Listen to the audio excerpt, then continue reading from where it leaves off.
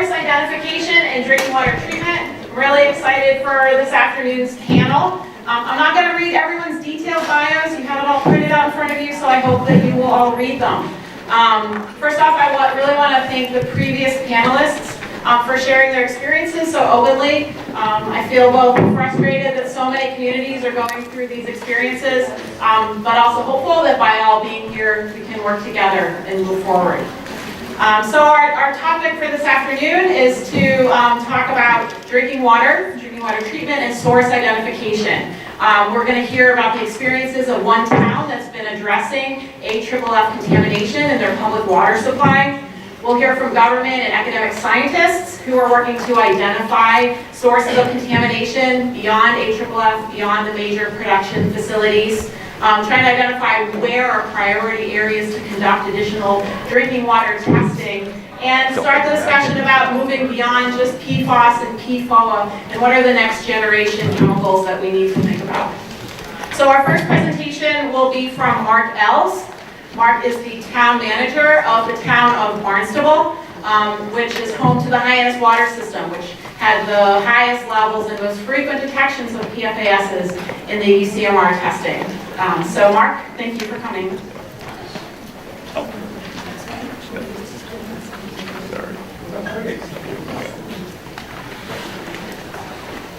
Thank you. Well, good afternoon, everybody. Thanks for coming in from this beautiful afternoon. I know you took a break, and I was wondering how many people were going to want to hang outside for a while. Laurel, thank you for inviting me to speak about this. You can imagine, as a center of commerce, tourism, a worldwide destination for people, Cape Cod certainly doesn't come with the thought that we may have these types of challenges. A lot of times people will think that it's in an industrial area that may have some major producer or point source or some other area that might identify that. And so it is a unique challenge, certainly, for any community, and I'll describe briefly our community and what we're up against in Barnstable. And it's a very interesting story because we entered into it knowing what we were getting into. So if you're not familiar with Cape Cod, Massachusetts, you head south of here, southeast of here for about an hour, hopefully. Very often. We've corrected the traffic problem, so we're going to address these next. So, optimism, always. So, Barnstable is about the third town in as you head down the Mid-Cape. It again is the economic center of Cape Cod. It's the largest town in Cape Cod. But if we jump quickly to water supply, actually we have water supply underlying all of those typical land uses, primarily residential, except for the southeast part of the town of Barnstable. About a third of our community has public water supply under it. We have wells. We draw from our groundwater, and that's where that's our drinking water sources within the community. You can see, though, along the north side, it's a 64 square mile community, but you can see along the north side, a lot of that is the Great Marsh and areas that we've set aside as open space. So a lot of our water supply falls right under where we live. And certainly on Cape Cod, if you're familiar with what we're challenged with there, it's a big issue for us. It's a big issue for not only protecting our water resources, but also how to deal with these types of issues. In Barnstable, it's even a little more unique. It's broken into 5 major pieces. So we have districts, and they fall under the fire districts. And we basically have the top left corner, which is West Barnstable. They don't have public water. They have private wells on their lots. Top right, Barnstable Water District falls under Barnstable Fire District. Way down in the lower left, that's Cotuit Water District, again, under the Fire District. The big chunk in the middle is Centerville, Osterville, Marston's Mills, same scenario, and way down on the lower right is Hyannis. Now, until 2005, that was a private water purveyor. And the town made the decision to buy the water supply because of the aging infrastructure that wasn't being maintained and because of quality issues. So we walked into this knowing that this was the challenge that faced us. On the flip side, it's the Commerce Center for Southeastern New England. Millions of people annually come through our airports, through the ferries, to Main Street Hyannis, to visit, to recreate, to enjoy. So we needed to make sure that maybe the most important resource that we have on Cape Cod in southeastern New England was protected. So the community made the decision to step up and purchase the water supply. So 100-year-old system, we bought it in 2005. Our goal is clear here, basically to protect that resource for the people who live in the Hyannis area, knowing we had both quantity and quality challenges within the system. And we've done an excellent job in managing those issues as they've come along. To give you a quick overview of how big it is, we've got 12 wells in the system. Summer season, 5.5 million during the summer gallon per day, 2.5 during the off season, which the summer season isn't really summer anymore. It's from Easter until Veterans Day now. So it's a much broader, more active area, but still we call it summer season. July and August are when you see the peaks. We've got 7,300 accounts, 1,500 of them are commercial, and half the water usage is commercial. Again, because it's where the commerce occurs in our community. We bought it with 4 treatment plants within the system. We knew we had challenges at some of our major well sites going into it. We've got a couple of standpipes, about 100 miles of distribution system, and about 800 fire hydrants in the system. So now we begin to look at real quickly where our wells are, and you can see most of them fall in the district, but a couple of them are actually out of our district where we have agreements. And those are the Mary Dunn wells way up in the upper right. Those are the wells that I'll specifically talk about today where we have this contamination. We also have them in the Mar wells. The Mar wells are our largest source of water. They also, when we purchased it, were treating for VOCs. All of it because of the land use surrounding these public water supplies. And so again, knowing that these existed, we stepped in, we began to manage based on always optimistic to have no detect, but certainly managing it in a way that we stayed below any standards or advisories that we had in front of us. Real quick, and I'm going to use this slide a couple of times. If you look way over to the right, those are Yarmouth's wells. If you look to the center where it says Fire Training Academy, and then when you look just off to the right, there's a cluster of 4 wells. Those are the Mary Dunn wells. That's primarily what I'm going to talk about today. The way down on the lower right are the Mar wells. Those were the high production wells that we had. The Mary Dunn wells were really just used seasonally to help us with those peak months. Certainly critical to being able to provide clean water, quantity of water for certainly fire protection and other reasons. But you can see Fire Training Academy, they used fire foam there for years. It's a county-run facility. We knew that we had PFAS in it, and a couple of Mays ago, we began to see some of the challenges we were having there. And then when the EPA put out that advisory to drop it from, I think, 0.2 to 0.07, we were in exceedance of that advisory. So we automatically had to jump to a response mode so that we had a system that was certainly compliant and stayed below the advisory, but also could be there for summer season. And all of those residents who certainly year-round or during that peak flow need this water. A year later, last July, we had the exceedance in the Mar wells. So now we went from 3 to 6 of our wells, and that created some extreme challenges for us. Within the system, though, it's not just related to the PFAS issue. We've got iron and manganese. We've got trace amounts of dioxins in the wells. Primarily because one of the interesting things that I'm finding, and I don't know what you're talking about throughout this discussion, but the frequency on sampling of many wells, especially as we move from point sources to non-point sources, becomes a real issue, because I don't know how many times people are sampling for all these things. We've been sampling for them because, well, because of the upgradient uses, because of some of the compliance issues that we have, because of the transfer of that asset from private to public. We went out and we did a whole bunch of quality sorts of evaluations that aren't normally done, but because we were buying an asset, we wanted to know what we were buying. So it's a very interesting and helpful process. We had perchlorate issues, we've had nitrate issues, we've had VOC issues, and now, as Laurel indicated a minute ago to me in the hall, we have these emerging contaminants well beyond PFAS. We know these are in our environment, we have to understand them, we have to prepare for them. We want to be at a no detect for all of them. And that's really our goal, to do that, whether they become a drinking water standard or not. I think that that's something we should all try to achieve. Now, whether that's achievable or not, it will be a different issue.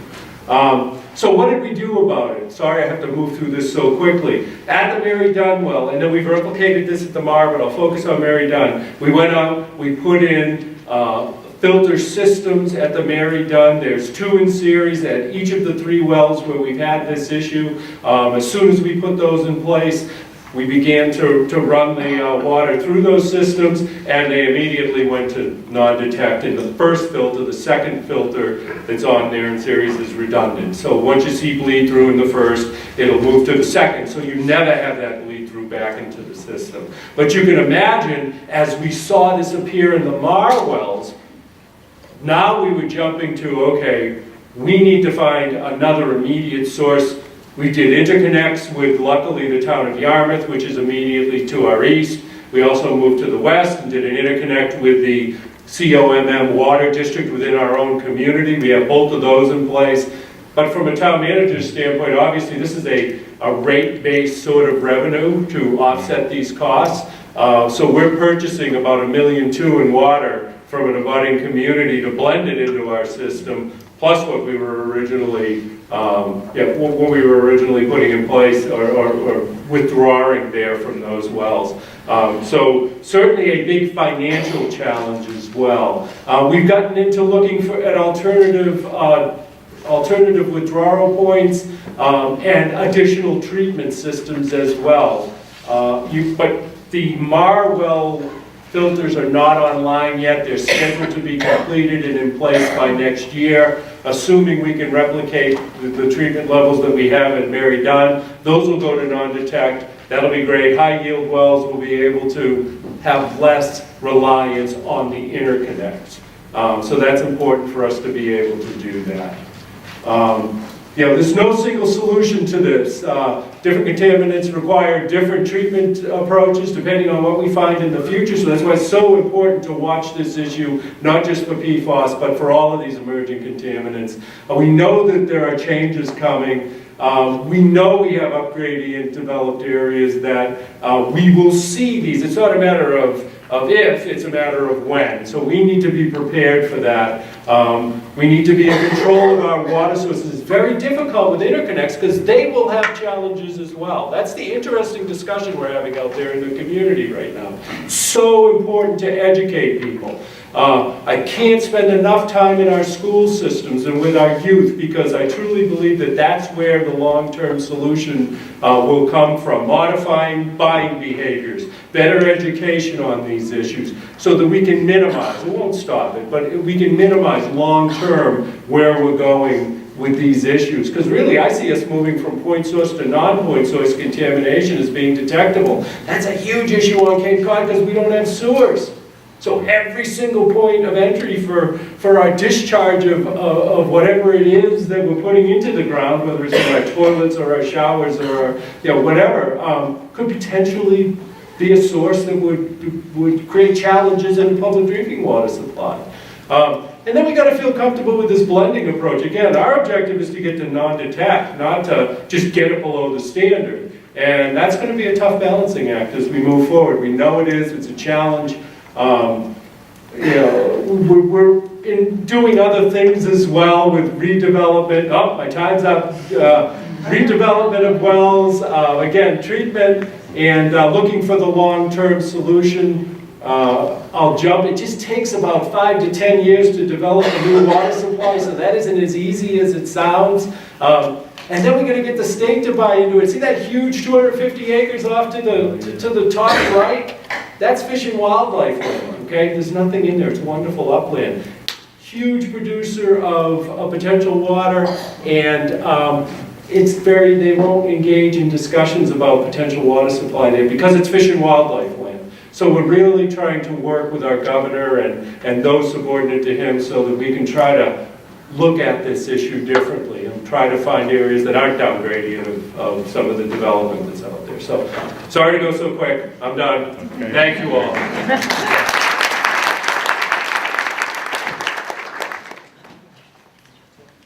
Great. Thank you, Mark.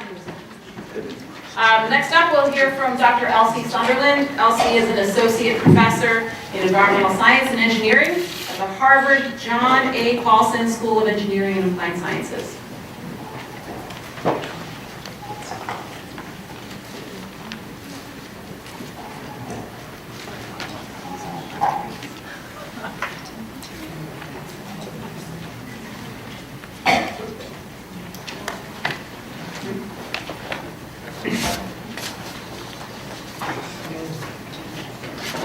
Okay, thanks so much to Laurel and organizers for inviting me to speak here today.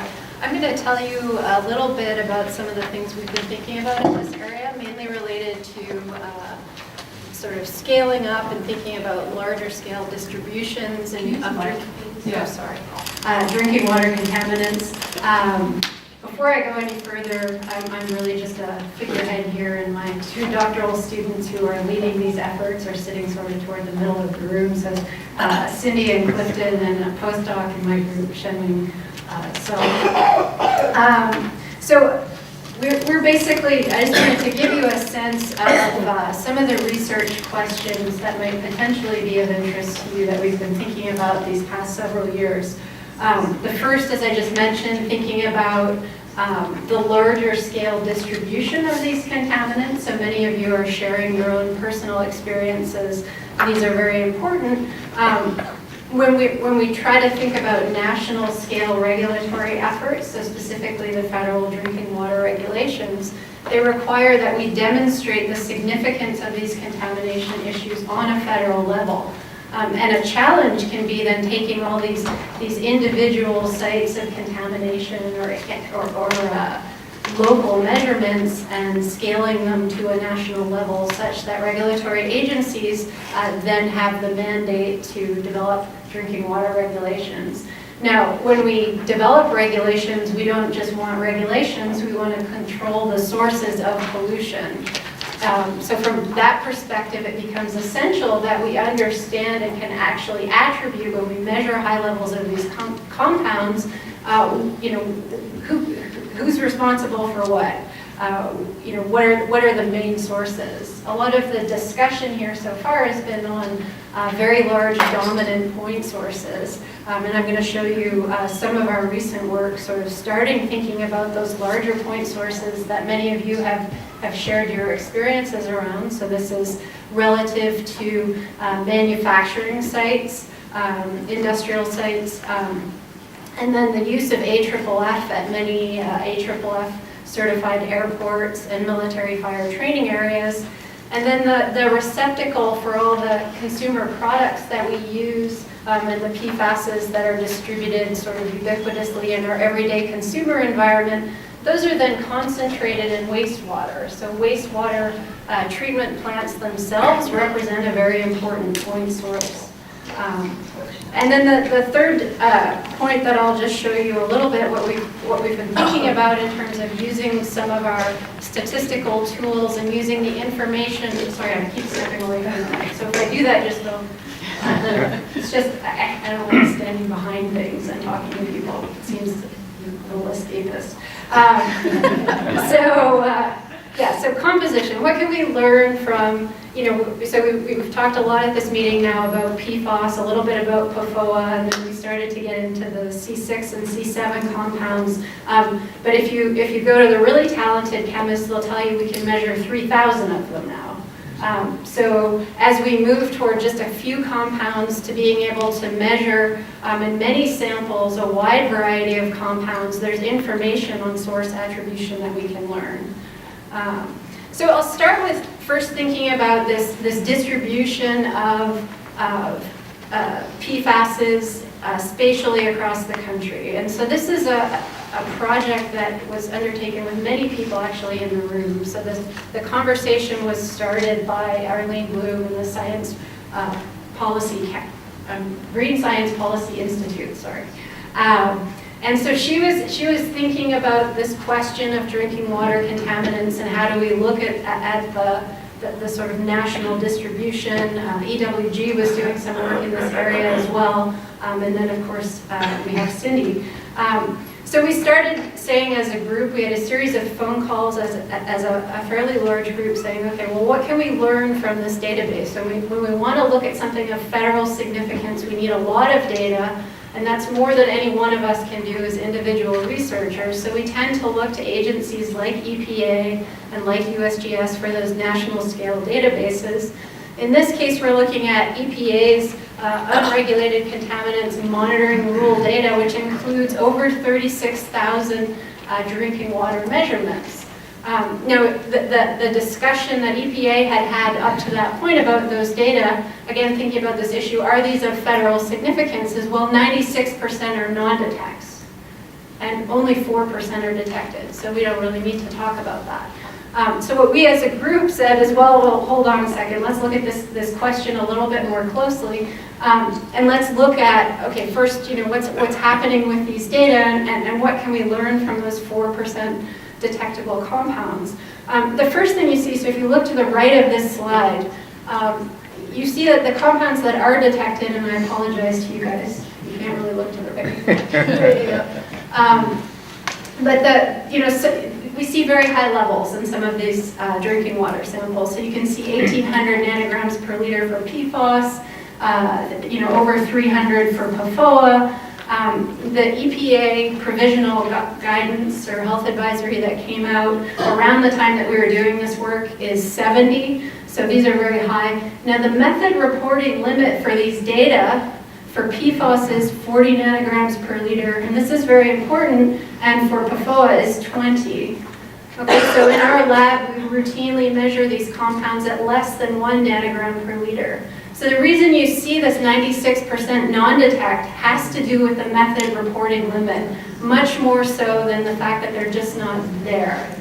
Now when we put this material out to review, one of the things that one of the reviewers said was, oh, well, it doesn't matter, that's not really a health relevant level anyway if it's so low, and that's simply not true. If you think back to what Courtney was discussing this morning, talking about some of the immune outcomes, my colleague Philippe Grandjean in the School of Public Health derived a benchmark dose, a sort of a chronic level of exposure without appreciable health effects, and that's around 1 nanogram per liter. So the regulatory thresholds look like they're quite high still.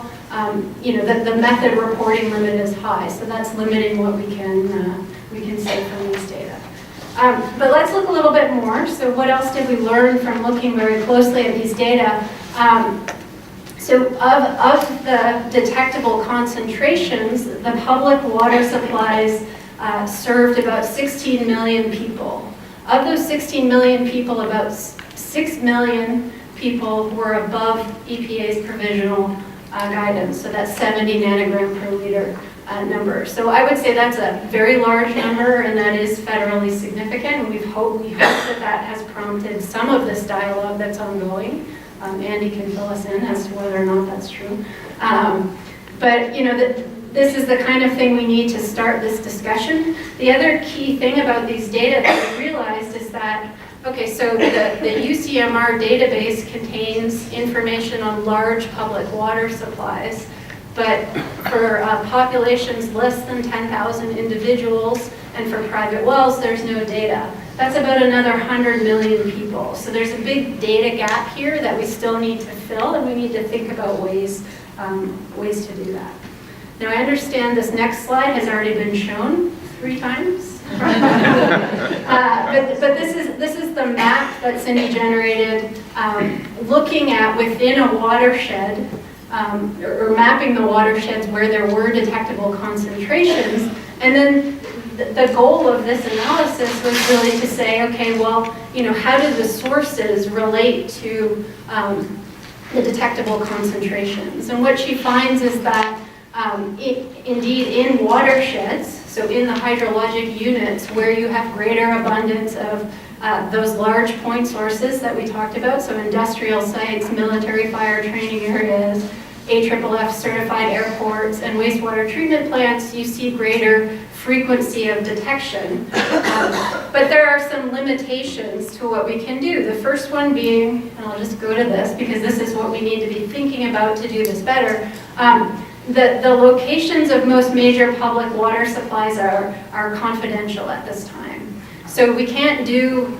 some of the detailed hydrologic modeling and thinking about the connectivity of hydrologic systems to those sampling regions with that database specifically at this time. There are different ways that we can think about overcoming that, but I need to wrap up soon. There are many point sources other than those large ones. So if we want to think about how different sources are affecting concentrations in drinking water supplies, we need to look at that.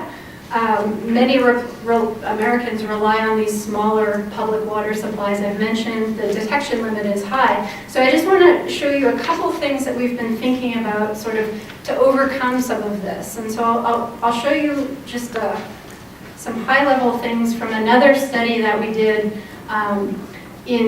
sort of locally in New England, and this is a collaboration with Rainer Lohmann's group at the University of Rhode Island. It was kind of a cool project because a local group, a community-based group, this University of Rhode Island Watershed Watch program went out and collected surface waters. You can correct me if I misrepresent this, but they went out and collected the surface water samples, and then we looked at the PFASs in those samples. And don't dwell on this too much, just look at, this is a subset of those compounds.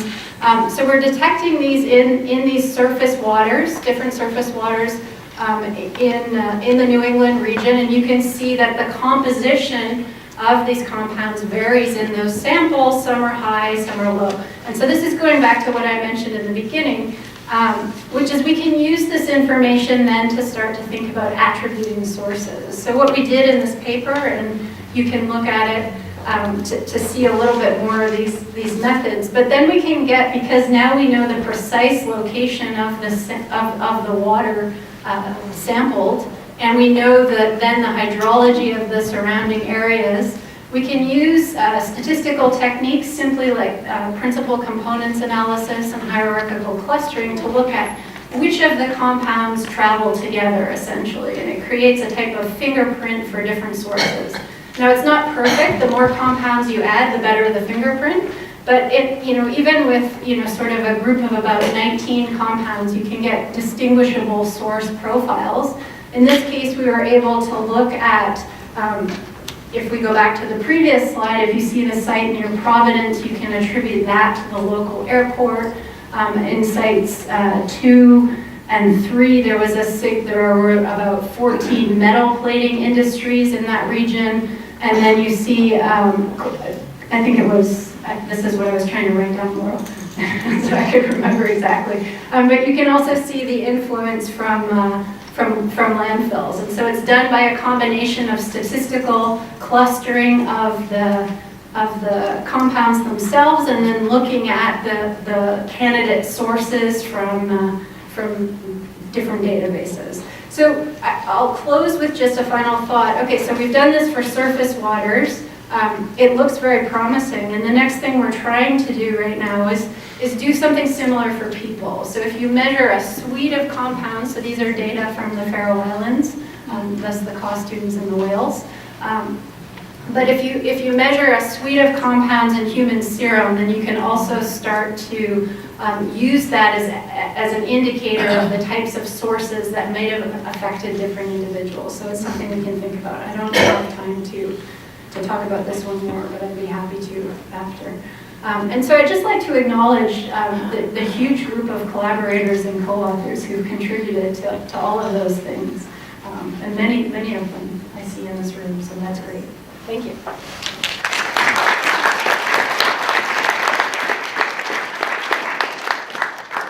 Thanks very much, Elsie. Our next presenter will be Brandon Kernan. He's the manager of the Hydrology and Conservation Program for the New Hampshire Department of Environmental Services.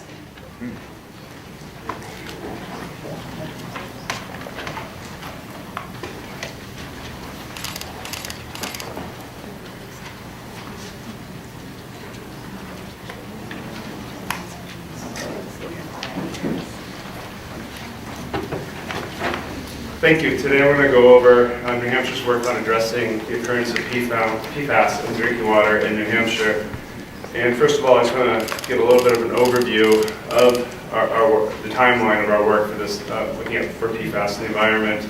As with other states and other large water systems, of course, we had our large water systems tested between 2013 and 2015 as part of UCMR 3.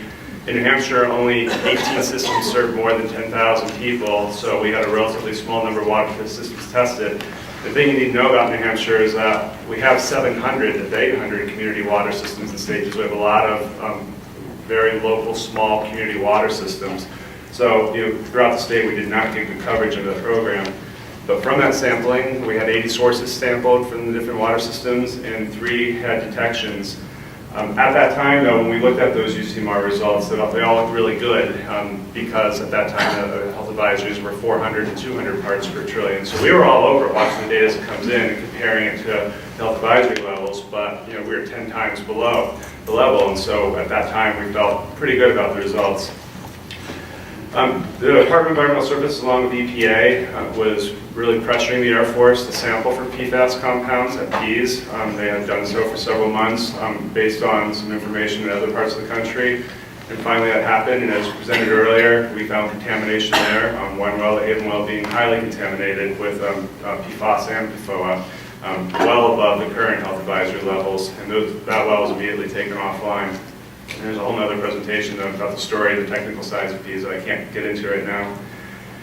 So that was our main site, and a lot of activity went into that. And then come really December 2015, which is not on here, where we're tracking Hoosick Falls, New York, and hear that EPA Region 2 is using a sort of a draft action level of 100 parts per trillion. And that gets our attention because all of a sudden we go from 400 to 100 parts per trillion as being a possible health level.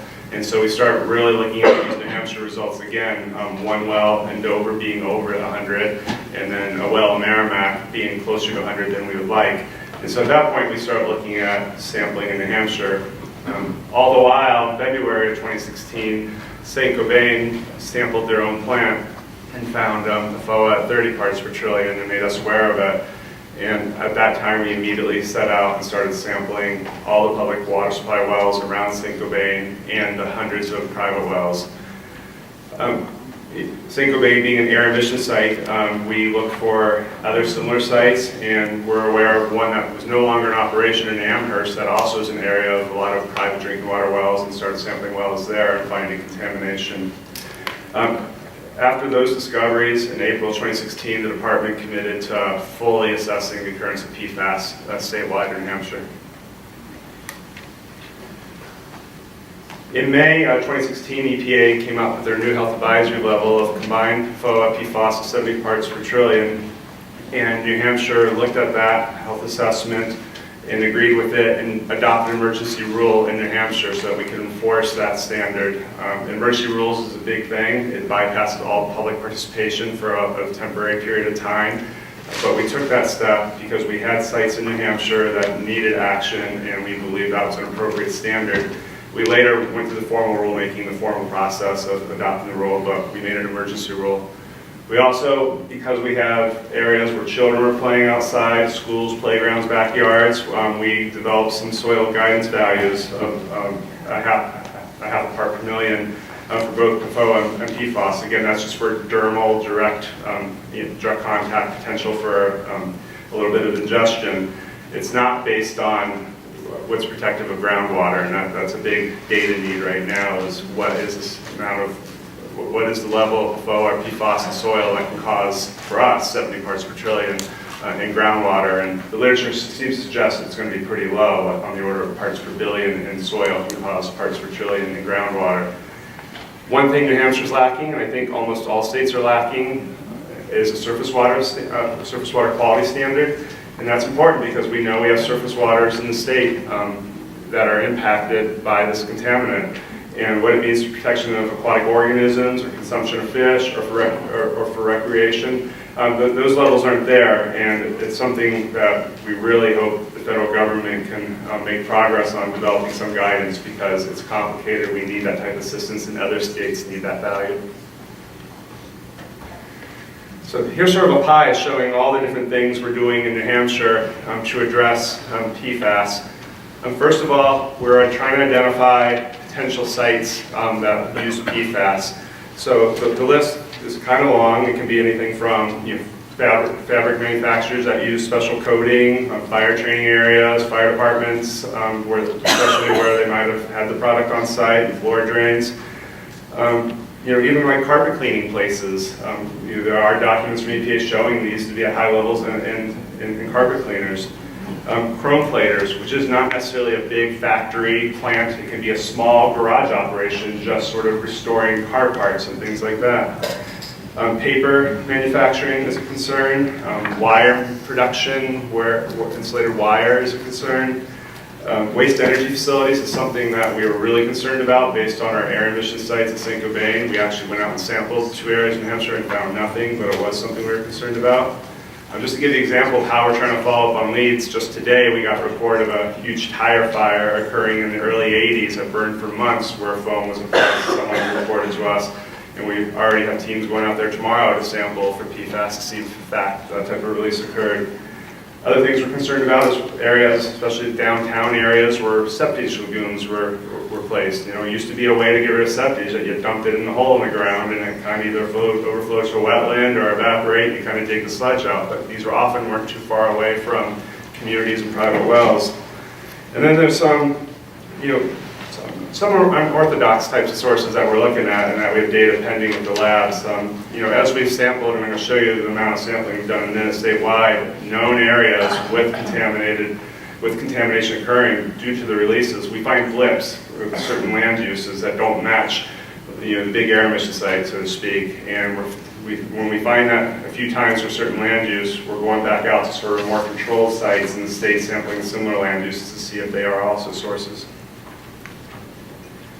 Here's just a table showing all the different sites we've sampled in the state.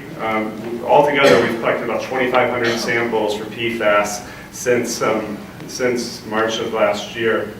And on here you'll see there's about 1,900 samples associated with the sites. The additional samples being duplicates, field blanks, and time series sampling that's occurred for certain points.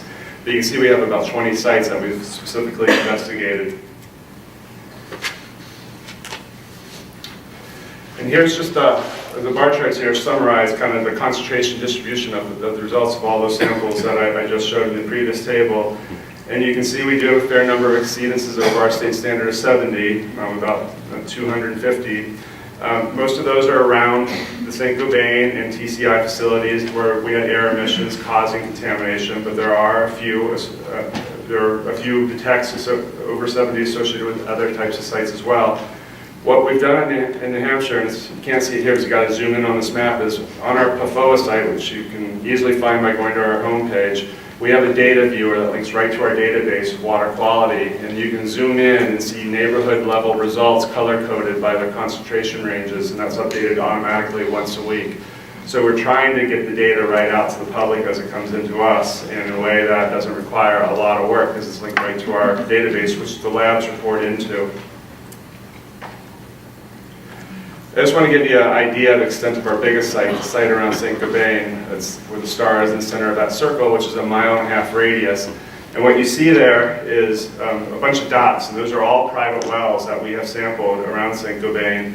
And where you see red or purple, there's exceedances of our drinking water standards, 70 parts per trillion, and then the oranges, 40 to 70 parts per trillion.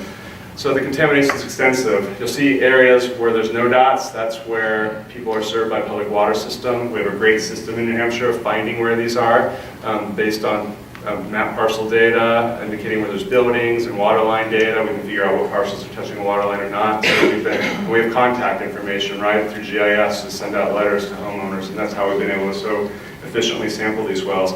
But if you really start drawing a blob around the red and purple lines, you get to be about a 20 square mile area. In my career, I never thought I would see a site like this. I just didn't think it was possible. And a site like this just throws out our whole source water protection approach historically, where we look at the contributing area to the water source, the land uses in the area, managing all that to protect water quality. You know, the air blows every which way, as you can see here, and it just changes the way you have to look at source water protection. Here's just a breakout of the detections by types of sources. TCI and remain being the fabric coating on the left-hand side, and clearly the most exceedances, but you see we'll have landfills, which I don't think we've sampled a landfill yet, but we're within the landfill, we haven't had high levels. The good thing about landfills is we're seeing concentration levels drop off pretty rapidly as you move away, but you know, each landfill seems to have this material. We also have a couple of fire departments and some unknown sources. I just want to back up and talk more about this pie chart. I kind of skipped over the other things we were working on beyond the potential source sampling. New Hampshire adopted a standard of 70 parts per trillion, and we're integrating into all of our programs. So all 700 waste sites that are actively being monitored by us have to sample for this over the next year. New Hampshire's developed initiatives to reach out to the fire departments to figure out where they've used foam, to develop a mechanism to report foam usage to us going forward, and to look at what inventories they maintain in their fire departments and see if they have old stock they want to get rid of, so that we might be able to develop a state contract to go throughout the state and get the C8 AFFF out of the fire departments. When you're developing new wells in New Hampshire, you have to now assess for PFAS compounds as part of that process. Where we have groundwater discharge permits in site, and there's large areas of the state that don't have access to a river or a sewer line that have to discharge their wastewater to groundwater. We're requiring those sites to sample the groundwater around those disposal areas for PFAS compounds. We've asked water systems to voluntarily sample for PFAS. And through that, have got about 400 sources sampled. A real interesting side note of that is that we see relatively high levels of PFAS in groundwater at schools and institutions and hospitals that have their own on-site well and septic system. And our hypothesis is that these are the places that clean the floors every day and dump it down the drain, which goes to the septic system. And there's really good documentation from the EPA showing that PFAS compounds are in the types of cleaning fluids that you would use on floors in these type of institutions. And then lastly, we are on an initiative sampling wastewater in the state. We're sampling wastewater, influent and effluent at 12 facilities. We have results from 2. It's in wastewater, and that's a big deal when you start making standards, because it's in places that produce tens of millions of gallons of treated wastewater at, for PFOS, 10 to 20 parts per trillion, all PFAS compounds over 50 parts per trillion. So to the extent that's going to be regulated, you really need to look at probably not how to treat it, that's not feasible for wastewater, but how to get it out of the wastewater, figure out where it's coming from in consumer industrial products and get it out of there, so that the people like biosolids don't have a problem with their industry. Thank you. Okay.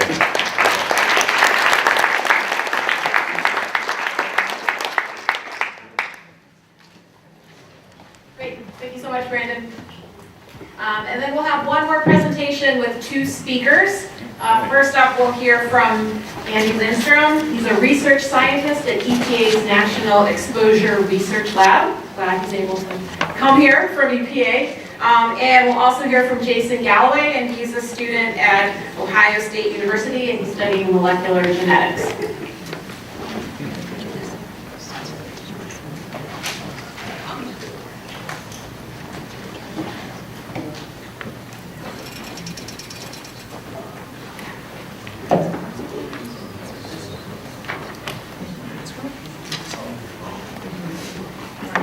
Thanks, Laurel.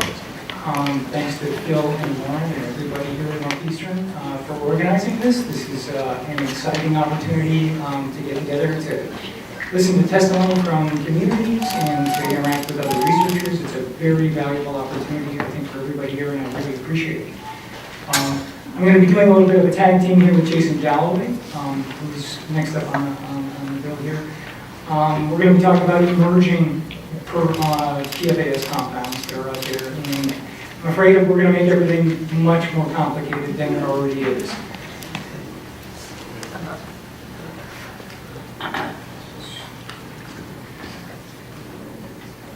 Okay, so I'm going to talk a little bit about history because I think it's very important to understand what's going on with these compounds. I'm going to also talk a little bit about the emerging analytical capabilities that are out there that's really redefining what we know about what's happening with the performing compounds. And this is really revolutionizing what we're able to see and what we should be able to do in terms of regulation, understanding the impacts to public health. We're also going to be talking about some of these emerging compounds in very specific sources. I'm going to be talking about North Carolina applications or impacts there, and Jason's going to be talking about what he's observing in Ohio and West Virginia. So the history part, I guess it's very important to talk about the US EPA stewardship program, where it took place starting in 2006, where we persuaded 8 major US companies that did business in the US to phase out the use of long chain materials by 2015. So this was, I think, arguably one of the major accomplishments that US EPA has been able to have happen. And it has been successful in terms of what we've been able to observe with regard to human serum in this country and in Europe, I think, as well. Trends are going down for PFAS, PFOA, and other related compounds in general population studies, although I don't know that this is true in specific affected communities where possibly they don't even know that they have contaminated water as yet, because testing just hasn't been done. So it's good to know that national trends are there, but they're not the whole story. It's important to realize that. So the other success for the stewardship program is the spawning of many, many new compounds that are not technically long-chain materials because they've been broken up with different kinds of chemical substitutions. And we have ether compounds that are present. This compound here is GenX. This is the compound that both Jason and I are really going to be focusing in on. This has been a substitute that is now in use in the place of PFOA. And as we're going to tell you, we're finding it in many places at very high concentrations. So we're sort of resetting the clock here. It's not PFOA anymore, it's GenX. And every company has their own proprietary substitute that we need to be looking for. So it's sort of a whole new ballgame out there. So what are the characteristics about these things? We don't really know where they're produced. We don't know what their physical chemical properties are, besides the fact that they're probably very similar to the compounds that they have replaced. So GenX, it's a reasonable assumption, is very similar to PFOA in terms of what it does. We don't know the production volumes or where they're going to end up. We don't know much about the health effects or the retention within human bodies. So there's a ton of research that needs to be done to address these emerging problems. I really don't have a lot of time to talk about high-resolution mass spectrometry, but it's really the most important development that's happening out there right now. The development, the advent of this becoming cost-effective, allowing normal routine research at universities or state laboratories to use these new emerging techniques, allow us to look at every single chemical that's in a soil sample, in a water sample, and identify it what it is with a reasonable degree of certainty. And it's really going to change the way we look at things from a regulatory standpoint and from a public health standpoint, because we can identify a much broader landscape of materials that is present, the contaminants that are out there. And it's really opening our eyes, and it's going to take some time to come to terms with this explosion of data. But as you'll see, as a result of this talk, there's much more out there than we have previously acknowledged or been aware of.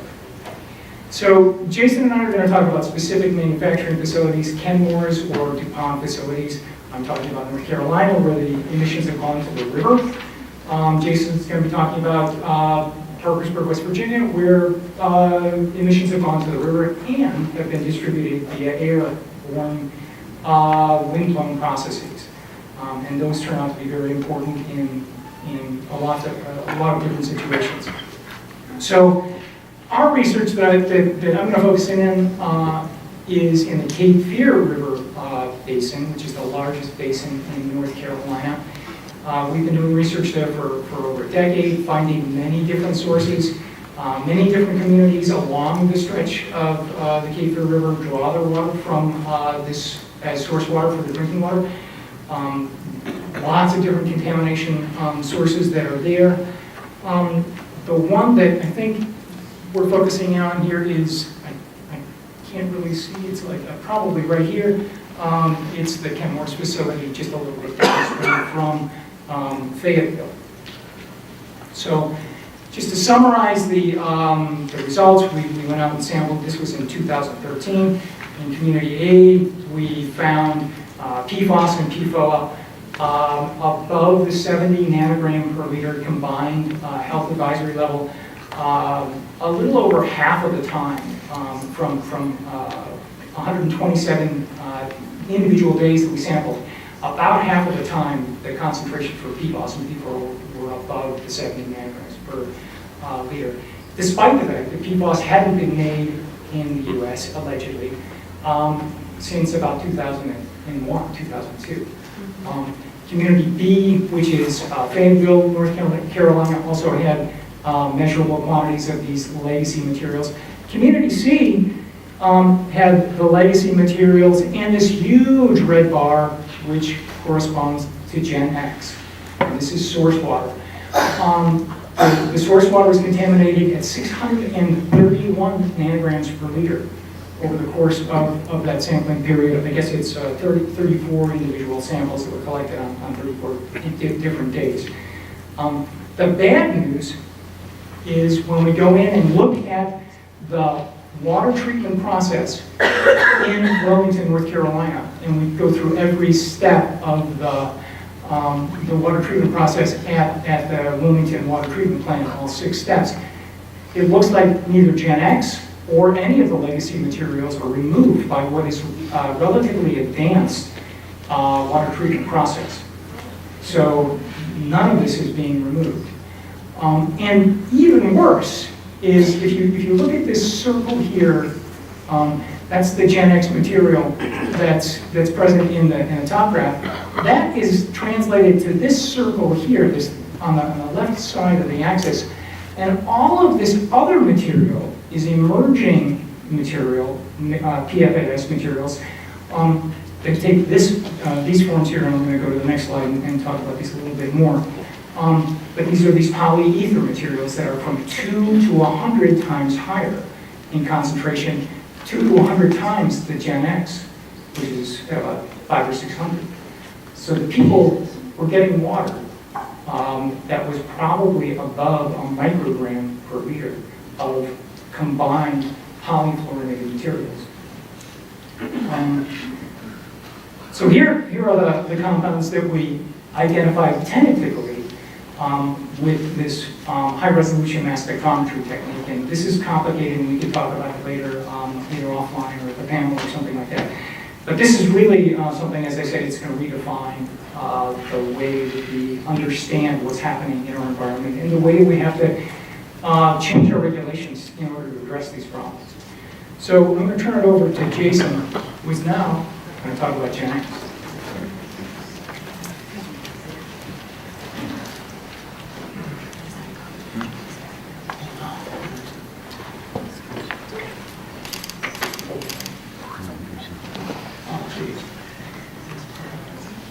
Okay, right, Gen X. So the replacement for C8 at Washington Works in Harrisburg, West Virginia.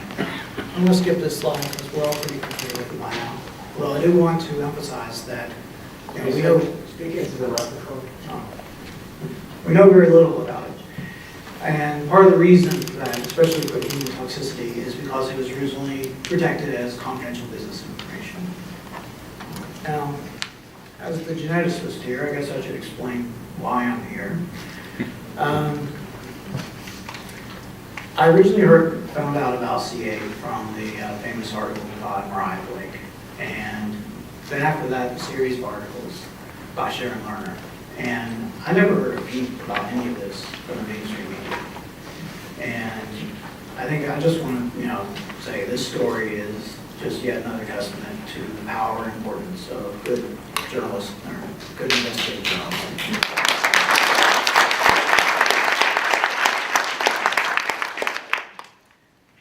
In Gen X, I learned about in Sharon Lerner's article about Gen X, but that was about Gen X in the Cape Fear River, which, Andy and Mark Strymer were basically forced to discover all over again. And I wanted to know what was happening at Washington Works because, I grew up on the Ohio River. I still have family there, and I'm interested in what's going on. I looked around and I realized the research hadn't been done. So, okay, all right, I want to do this. And I'm a student at Ohio State. So, I started asking around labs and professors to find someone who would take me on to do this research. And there was very little interest and absolutely no lab access. And I was about to give up. And then I thought, well, maybe I'll contact this Andy Lindstrom guy from the article. And I contacted him, and he got back to me the same day. And after dealing with academia for so long, to hear back from someone the same day was even a little scandalous. But he was interested in my idea. And he basically offered, hey, if you can get the samples and bring them to the lab down here in North Carolina, you can run them here. I'm like, okay. So the first trip was to take a look at what's going on in the Ohio River. And don't let this picture fool you. There's usually a pretty good current going, and if the wind's blowing, that water gets choppy and gets whitecaps on it. And I'm out there in a kayak, out in the middle, bobbing like a cork. I can't even swim. That's right. I didn't tell Andy to swim. But these are our results. And you can see they're actually pretty good. I mean, this is PFOA, but the Gen X results were, pretty much the same, at or below the detection limit. And of the ones that aren't, near the detection limit, most of them I can explain. You can see, like, this is runoff from the Letart landfill. These two are runoff from the Dry Run landfill. This evil-looking black dot is runoff from the local landfill next to Washington Works. But these two over here didn't make sense, so we took a closer look. And that's these dots here. You can see they're samples taken off different forks of the Little Hocking River. And, they're too far inland to be under the influence of the Ohio River, which was clean anyways. And, all of our known point sources, landfills, were on the West Virginia side of the river, and this is on the Ohio side. So we're looking at this and we're thinking, well, that's air deposition. But, it seems strange because they phased out PFOA years ago. But, we decided to take a second look. So, let's see, I'm gonna go. I'm back in my kayak. The Little Hocking is much easier to navigate until it isn't. And, I was walking through the mud. I got covered in mud at some points. But, and this, I just want to put this up just to let you know about what my expectations were going into this. This is a 2010 DuPont paper about, and you can see that it's set up there, air monitoring stations within like a 2-mile radius of the plant. And that led me to assume that, most of the air deposition, if this was air deposition, was going to be in that 2-mile range. So I planned my sample points accordingly. I most of them, you know, I put in, I was got inside that 2-mile range. But thankfully, I went beyond it a good ways in the direction of prevailing winds, which go to the northeast. Because, you know, I wanted to make absolutely sure I found the edge and saw how far this air deposition was going. Yeah, I didn't find the edge at all. That farthest dot there, you know, I thought that was going to be blue, and it's in the 500 to 1,000 nanograms per liter range. And of course, nanograms per liter, same thing as parts per trillion. So, I hadn't found the edge, so that meant I had to go out again. And this time, no kayak, because we're getting into smaller territories now. And here's the results, again for PFOA. If it'll come up. And I found my edge, but I had to go out past Marietta to get it. That's 20, 25 miles out. And I don't shoot, these were pretty shocking findings. When I was expecting to see stuff within 2 miles and then finding it 20 miles plus out. And then also there's this northern, what I call the northern corridor. I mean, if you look at the windrows, you know, you expect it to go just into the northeast. And I think the models, you know, the distribution supports that air deposition model quite well. But this northern corridor, you know, this was a surprise to us and has some significance. I think it's the topography, but, you know, I don't have the monitoring to back that up. And then finally, some GenX results. Okay. It's not as impressive as the PFOA, but, I mean, the green means we're detecting it. And that means that due north one, you know, that's like 20 miles out. We're detecting GenX like 20 miles away from Washington Works, and they've only been using it for a few years. And you look within that 5-mile range, and you're getting some pretty appreciable concentrations. And, oh, let's see, I'll just conclusions. So it's like, okay, first, PFOA, wow, it's everywhere. And, you know, it's saturated. And the important thing is, we were finding significant concentrations beyond the borders of the Little Hocking Water District.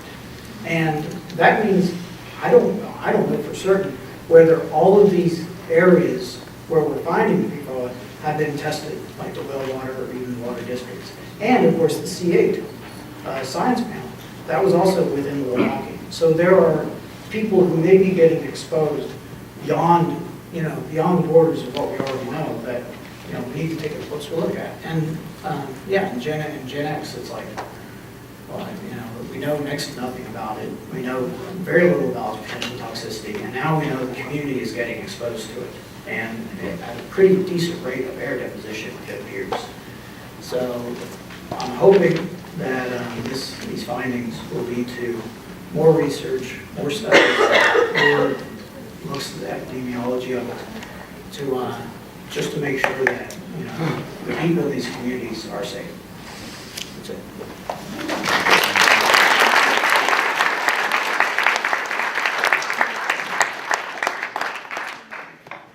All right, great. Thank you to all the panelists for their great presentations.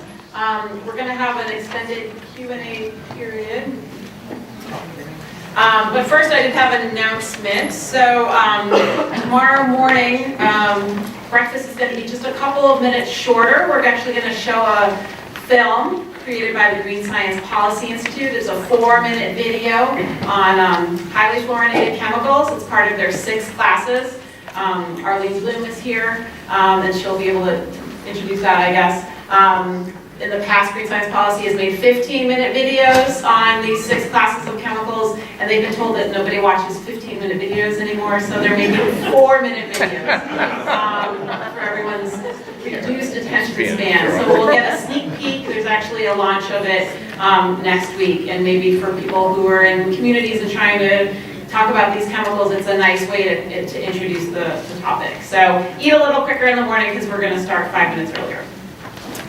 So I have tons of questions for the panelists, but I will wait, and I would love to hear questions from the audience first. And there's a microphone, and yeah. Hi, everybody. I just had a question for Jason. Are you thinking maybe to sample also for sediments and test PFAS concentrations as well? because they're highly hydrophobic, I would assume they would be present in high concentrations and affect the fish. We have thought about, can you hear me? Okay. We have thought about soil. It's tough because there's not a lot of public land, and frankly, I'm kind of afraid to ask permission because, I mean, this is Appalachian, Ohio, and it's in the Chemical Valley, and, you know, there's a lot of hostility, basically, to, I mean, well, I stuck around, I'll admit it. And so I just couldn't quite bring myself to go walking up to the tree over there and knock on it and say, hey, can I dig a hole in your yard to, I was thinking more of sediments in the.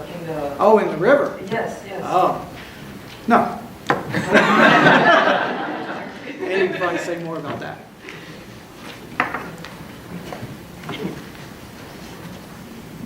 I can speak without a microphone. Brandon, I have questions for you. We have a question back here. Oh, okay. I'll bring you right to it. Other than New Hampshire, have any other regulatory authorities established soil levels, and if so, what science is it based on? I'm aware of a couple other states that have some contact standards or guidelines. No state that I'm aware of has a soil leaching standard. And as far as the science, it goes back, maybe the toxicologist could speak about the process of how much soil is ingested and so on, or inhaled. Are the other levels in the 500 parts per billion area like New Hampshire's? I believe they're in that area, yeah, they don't go an order of magnitude lower. But again, that's just for dermal contact and incidental ingestion. Not for kids. Not for kids. Yes, for sensitive receptors. Okay. This question is for Andrew. You talked about now that we have this measurement capacity, it's a better regulation. Can you speak to what kind of specific regulation you would like to see, or you think is needed? So I think it's important to realize, number one, what's out there. And I think there's a basic lack of understanding of how contaminated some of these rivers and water sources can be. And as a chemist, when you look at like chromatograms that come off of agricultural lands or places that are receiving inputs from wastewater treatment plants or industries, it just blows my mind to see the number and diversity of different compounds that are out there. And you have to ask yourself, how good is the drinking water treatment plant downstream that's receiving this water and using it as source water for their community? And very often the answer is not very good. They're struggling to keep up with the current regulations that are out there. And there's a whole universe of contaminants with different physical chemical properties that they may or may not be able to control. And the PFAS are an example of an anthropogenic set of compounds that absolutely come from human sources that are very difficult to control, even with the most advanced kind of treatment processes that are out there. So then you have this realization that you have many different compounds that are in the source water, and they're pretty much impossible to control. So what does that do? Where do you focus your efforts then, as far as trying to make sure that you're going to be able to provide safe and sustainable drinking water for your population? I think the efforts need to be focused not at the water treatment stage, but upstream, where the emissions come into the water, where they're actually being delivered to your water sources. And I think it's just common sense. If you think about it, people have known about this for years and years and years. Now we really have the basis for forming a very solid scientific foundation for bolstering that argument and showing that that is indeed the case. We need to look upstream. And we're all in communities. We're all connected. What happens in Greensboro, North Carolina definitely affects what happens in Wilmington, North Carolina. because of what goes downstream. And everybody's in a watershed, everybody's responsible for the safekeeping and sustainability of the water in the entire community. This is a question for Brandon, but one of the things I noticed both in the case history for Saint-Gobain and Cape Fear was that atmospheric emissions and deposition was accounted for the PFAS in surface waters. The question I have as an air quality scientist is, are there air pollution control systems on those plants for other reasons, for other regulatory reasons that would reduce the amount of emissions going into the atmosphere? Or are those actually required now to control those compounds? So I'm not an air specialist, but I do know we've looked into it, and our people in our air division do feel like there could be controls put in place, and they've looked at a facility in New York, I guess, that's successfully treating the air. In New Hampshire, there's a couple of issues. Which facility in New York is successful? I can get that name for you. Just from it's not the Hooks and Falls area; it's another industry that we're familiar with the technology, and I can get that for you. In New Hampshire, right now, our air emission statutes don't say we can regulate air to protect groundwater. We believe we have that authority, but it's not explicit, and so there is legislation trying to make that explicit. But the second problem kind of follows nicely on Andy's talk. To a large extent, industry has phased out the use of PFAS to the best they can, and that's it's getting to zero when you have a big complex PFAS mixture is very difficult. But they're still doing what they always have done: produce these coated fabrics with no controls, using unregulated compounds. And my job as a hydrologist, groundwater hydrologist, we've tried looking for it in the groundwater, the GenX. We've worked with commercial labs, but we're calling out chemical by chemical, and we're missing whatever is actually getting into the groundwater. So actually, very recently, we've been working on a request for assistance from Andy's group to use the high-resolution mass spectrometer to see what's in the groundwater that may give us cause to take action. So in effect, the manufacturing technology is ahead of the regulatory bodies. Yes. And as you press down the key. But I mean, that goes back to how chemicals are produced in the first place. They're produced and approved based on not being dangerous for their immediate application. There's almost never a life cycle impact analysis on that chemical.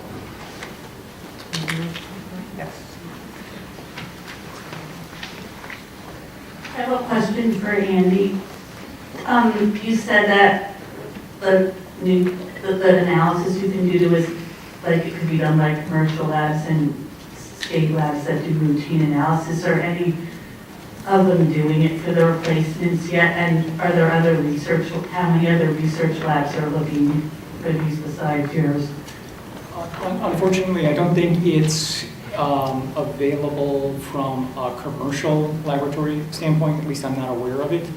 I am certain that university laboratories can do it, like Chris Higgins Laboratory at the Colorado School of Mines.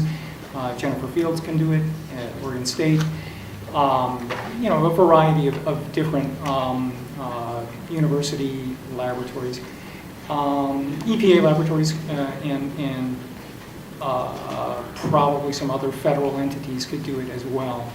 But we're at the beginning of this process, and I think it's just becoming commonplace for high-resolution mass spectrometry to be put into use. We should be looking for the benefits and the confusion that's going to come from this new mass of data that we're about to be inundated with. I'm not sure who this is for, but I read an article several years ago about a study in Japan on watershed and where PFASs were coming from. And the conclusion was that the main non-point source of PFAS in the watershed was from major transportation corridors. Has anybody looked at transportation as a potential source? We have over 2,500 samples in New Hampshire, and whenever we have DTECs, we always look at land uses nearby, and I can't say I specifically looked at that, but I don't recognize that to be a correlation based on all the samples we have.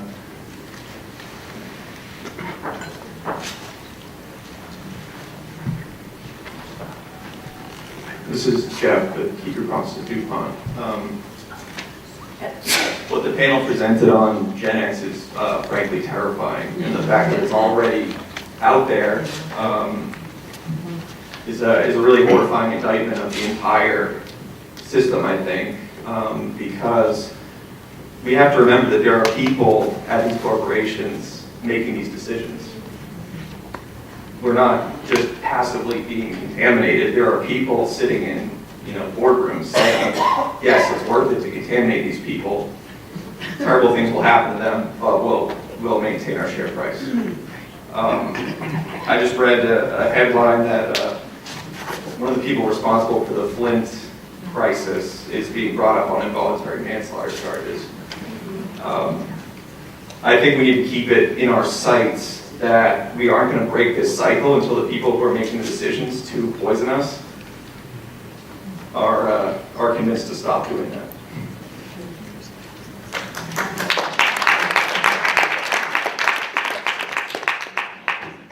Hello, over here.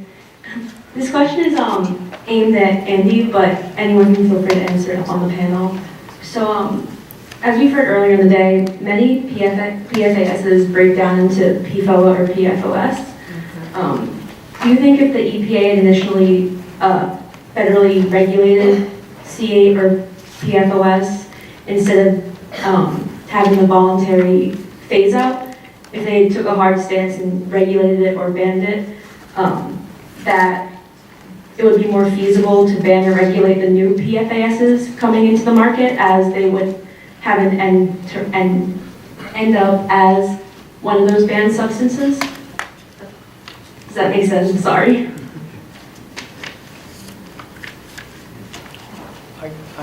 I think it would have been preferable if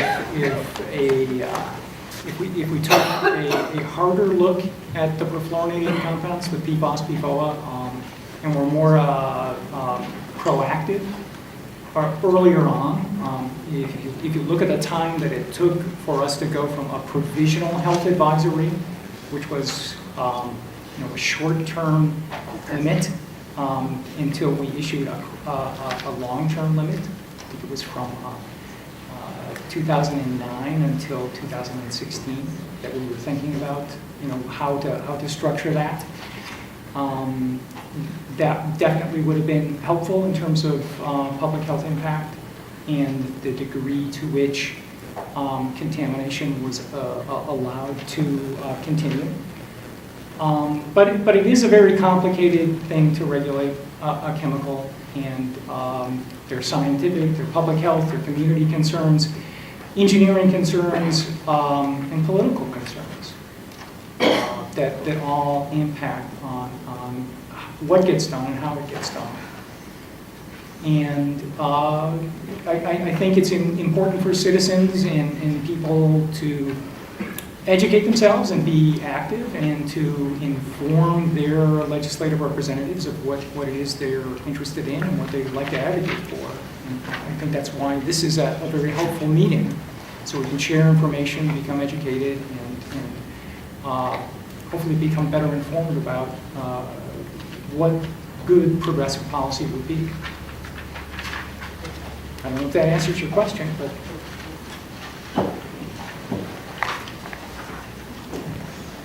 Okay, I have three. I'll make them quick. Okay. First of all, the state of New Hampshire, I'm assuming, is paying for all of this testing out of your general fund budget, or is it funded by someone else? And do the people of New Hampshire realize how very, very lucky they are? Well, first of all, I think you probably hear this from other speakers. There are a lot of concerns from some of them, from stakeholders, some who are here, that wish our standard was lower. So I think people appreciate our efforts on the ground to test and to provide emergency response, alternate water, but people feel strongly that the level should be lower. It's never a closed case that this 70 is always going to be our value. We'll keep looking at health studies. We'll keep looking at findings by other states, like we're looking at what Minnesota just put out. And so our number can change, but there is people with that concern. As far as cost, responsible parties, when we identify them, are being billed for our cost for sampling. Otherwise, it's a hazardous waste cleanup fund that's partially general fund, partially funded with fines from violations and things like that that's paying for the cost, but it does displace other work. Next question goes to sediment testing. The lady over there alluded to, are you going to do sediment testing, and would you expect with the properties of the perfluorinators that you would expect them to be binding to the finer sediments? Direct that one to me. I think there is every indication that some of the perfluorinated compounds would be associated with sediments.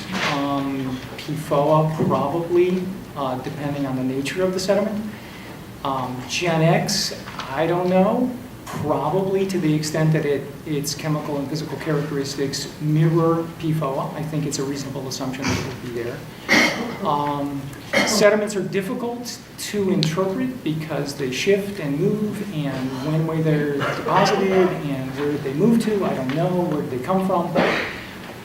Soil sampling, I think, is a little more robust, quite a bit more robust, because it's there, the soils generally don't move. What you have to worry about or put into your consideration or interpretation is how mobile it is as it moves through the soil down into the groundwater. But that's all doable. That's certainly information that would allow us to describe the broader distribution pattern throughout the region. So my inclination is to go to soil samples first. But surface water, as Jason was talking about, is also very good because it's a composite of soil deposition and what's accumulated in surface water as well. So there's no one perfect sampling media or mechanism. They're all important. Okay, I have one for Jason, I apologize. DuPont did sample soils for PFOA and PFOS. That data is out there. They also sampled some uptakes into plants. That data is out there. I can tell you where it is. And the initial sampling in private wells for PFOA and PFOS was done in a 1 and a 2 mile radius, and now that they've lowered the standard to 70 parts per trillion, DuPont is out there sampling, again, in a wider radius, and supplying anybody who exceeds that specific level carbon treatment on their private wells, as well as all the public well systems that have carbon treatment in the area. So, let's see, how far are we talking here? Are we getting to 20 miles?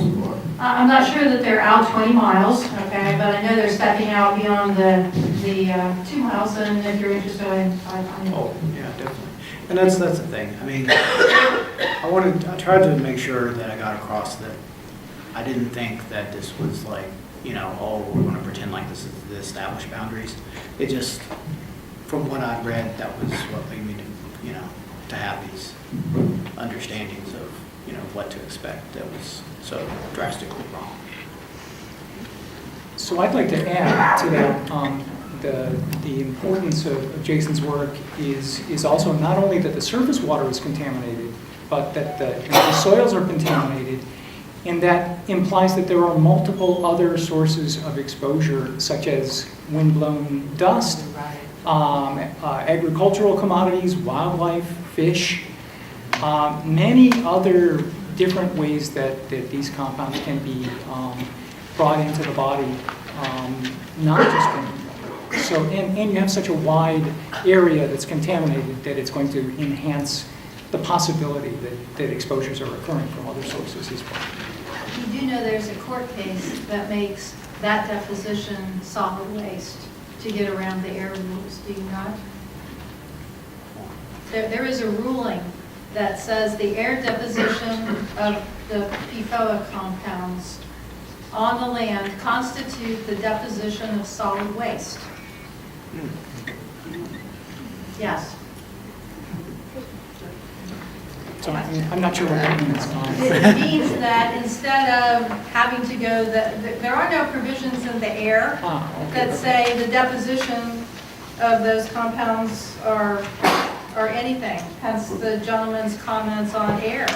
But there is a court case now, with a ruling that says the deposition of those things on the ground constitute the deposition of solid waste. So if you can find it in the soils, or you can find it in the surface water and prove it came from the air, you may now say that they have deposited solid waste, and you can go after them under solid waste rules. We have time for one last question. So my name is Cynthia Barstow. I'm from the UMass Amherst Eisenberg School, which is a business school on campus, and Protect Our Breasts. And I'm actually so fascinated by this panel and about the question of source and some of the comments that have been made about products, because this question of disposal, landfills, wastewater, et cetera. You know, I think about a slide that I saw earlier this morning about dental floss. How many people actually throw away dental floss in a day? Pizza boxes on the university campus, popcorn bags, so all the things that we know that have these chemicals on them, and yet we tend to look at the manufacturers that and analyze the areas around them. And that's not to say that those aren't serious areas, they are obviously, but is anyone doing the kind of research to find out the role of the packaging and the products that are contributing on such a large scale? That's why they're manufacturing too. They have to be manufacturing. If you are creating products that you run. The role of the landfill, like how much of that is contaminating of water, ultimately, disposal. Are you asking how significant the disposal sites are as a source, or how important the diffuse source is for exposures for everyone? Important. The question is, do we have any analysis of the actual waste and how it's translating into water? John C. Lang and Mork, I'm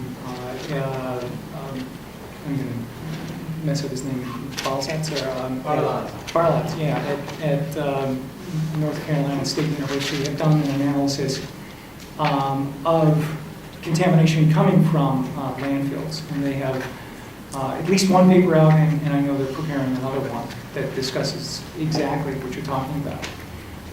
Because it is important, it is a source of leachate that is produced and has to be managed on a daily basis.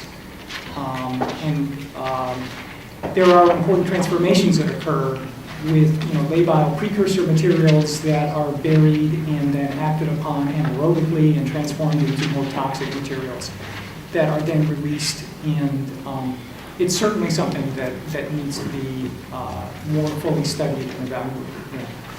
Yeah, and my research group has looked at and is still looking at sort of how to model the total release from wastewater treatment plants. So we have an estimate for PFAS for North America. There are some estimates from Europe as well. And then you can extend the approach looking at sort of population characteristics to other compounds as well. And then I have a student who this summer is looking at food packaging materials. So if anyone has ideas for things, building on some of Laurel's work. I think that wastewater treatment plant connection is important because a lot of landfill leachate goes to wastewater treatment. Oh, yeah. All right, well, let's give our speakers one more round of applause.